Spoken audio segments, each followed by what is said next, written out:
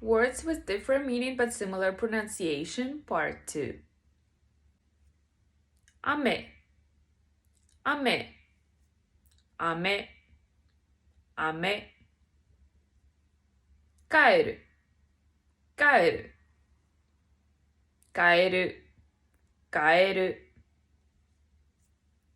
Hashi, hashi, hashi, hashi.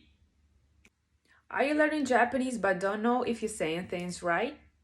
Let me show you how you can fix it with Practica. AI tutors on Practica catch your mistakes instantly and show you how to say it correctly. It's like having a private coach available 24/7.